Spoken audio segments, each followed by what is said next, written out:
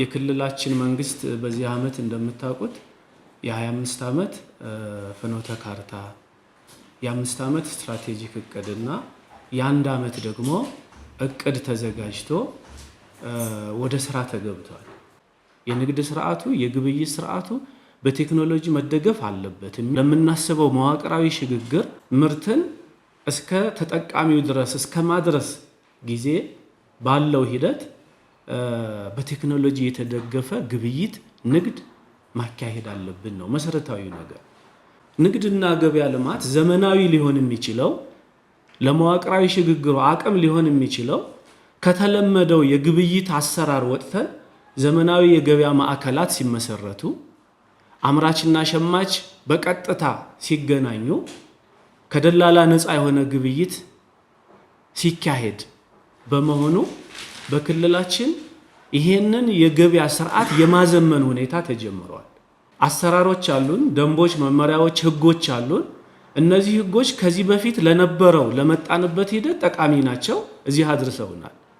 አዳዲስ አሰራሮች ምን ያስፈልጉናል የሚል መዋቅራዊ ሽግግሩን ሊያሳኩ የሚችሉ አዳዲስ ህጎች፣ ደንቦች፣ ስትራቴጂዎች ጭምር የነበሩትን እየከለስን አዳዲሶችን ደግሞ እያዘጋጀን ነው ማለት ነው። ስለዚህ እነዚህን ሶስት ነገሮች በቴክኖሎጂ በማስደገፍ ዘመናዊ የገበያ ማዕከላትን በማስፋፋትና አሰራርና ህጎችን በማሻሻል ንግድ የሚጠበቅበትን ሚና መጫወት አለበት የሚል ስራ እየተሰራ ነው ማለት ነው።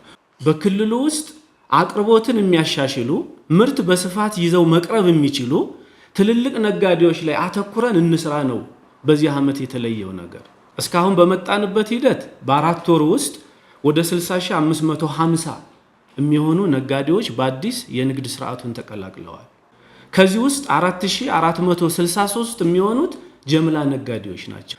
ምርትን በስፋት አምጥተው በብዛት ከመሸጥ የተወሰነ ትርፍን የሚያስቡ ነጋዴዎች ማለት ነው። እስካሁን ድረስ ወደ 172000 ፈቃድ ታድሷል። ካጠቃላይ ካሰብነው ወደ 70% የሚሆነው ፈቃድ ታድሷል። የሚቀረን ጊዜ ያለ እሱን ታሳቢ አድርገን የምንሰራ ይሆናል ማለት ነው። በአጠቃላይ የንግድ አገልግሎት የተለያዩ ወደ 17 የሚሆኑ የአገልግሎት አይነቶች አሉ። እነዚህ በሙሉ የተካሄዱት በኦንላይን ነው፣ በቴክኖሎጂ ነው። ወደ 600,000 የሚሆን አገልግሎት በአመቱ እንሰጣለን ብለናል። አሁን 4 ወር ላይ ሆነን ወደ 305,000 አገልግሎት በኦንላይን ሰጠናል። እንደ ክልል ወደ 352,000 የሚሆኑ ነጋዴዎች አሉ። በተፈቀደላቸው ቦታ ብቻ እየነገዱ ነው ወይ? ጥራት ያለው ምርት እያቀረቡ ነው ወይ? በትክክለኛ መለኪያ መሳሪያ እየተገለገሉ ነው ወይ? ካሉን ነጋዴዎች ውስጥ 278,000ን ለመጎብኘት ጥረት ተደርጓል። ከታዩት የንግድ ድርጅቶች ውስጥ 39,000 የሚሆኑት ከቀላል እስከ ከባድ ስህተት ህገወጥ ድርጊት ተስተውሎባቸዋል። ከዚህ ውስጥ 1169 የሚሆነው የምርት ጥራት ችግር የተከሰተባቸው ናቸው። ጥራት የጎደለው ምርት፣ የተደባለቀ ምርት ይዘው የተገኙ ድርጅቶች ናቸው። 10 ሚሊዮን ብር የሚያወጣ የመጠቀሚያ ጊዜው ያለፈበት ምርት ተገኝቷል። 117,000 ሊትር የሚሆን ነዳጅ አሁንም በህገወጥ መንገድ ሲዘዋወር ተገኝቶ ተይዟል። በህገወጥ መንገድ በሚነግዱበት ጊዜ ቀጥተኛ የሆነ ምዝገባ ስለሌላቸው የሸጡትን የለወጡትን በግብይት ስርዓቱ ስለማይታወቅ የሀገር ገቢ ያሳጣል።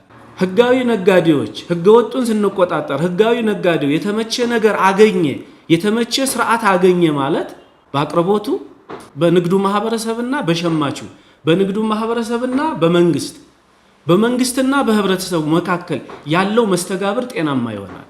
ህጋዊ ነጋዴው እድሉን አግኝቶ በግብይት ስርዓቱ ውስጥ እንደፈለገው እንዲንቀሳቀስ ለማድረግ ይሄ አሰራር መጠናከር አለበት።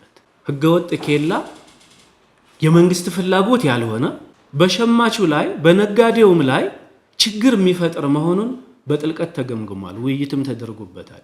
የክልላችን አቋም ኬላ ጎጂ ስለሆነ የምርት እንቅስቃሴ የሰዎችን ነፃ እንቅስቃሴ የሚጎዳ ስለሆነ ኬላ ህገወጥ ነው።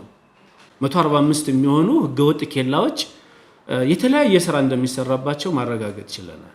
እነዚህን ኬላዎች የት ቦታ እንዳሉ፣ የት ከተማ እንዳሉ፣ የት ቀበሌ እንዳሉ ከለየም በኋላ ከሚመለከታቸው አካል ጋር ሆነን ኬላዎቹ እንዲነሱ ለማድረግ ጥረት ተደርጓል።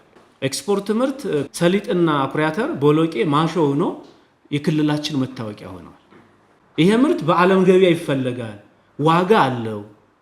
ስለዚህ ለዓለም ገበያ የሚሆን ምርት ማምረት አለብኝ ብሎ ከራሱ ፍጆታ አልፎ 75% እና በላይ የሚሆነው ምርት ለገበያ ማምረት አለብኝ ያለ አርሶ አደር ሲፈጠር ግብርና መዋቅራዊ ሽግግሩን አሳክቷል ይባላል። የምርት መሸኛ ስርዓቱ የተስተካከለ እንዲሆን ለማድረግ ጥረት ተደርጓል። በዚህ መንገድ አሁን ግብይቱ በዋናነት ታህሳስና ጥር የካቲት ነው ዋናው ግብይት።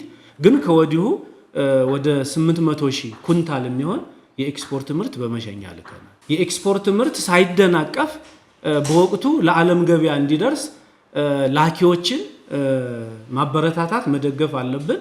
ለኢንዱስትሪዎች በቂ ምርት ማስተሳሰር አለብን። እነዚህ ትልልቅ የቤት ስራዎች ነው። እስካሁን የመጣንበት ሂደት ጥሩ የሚባል ነው።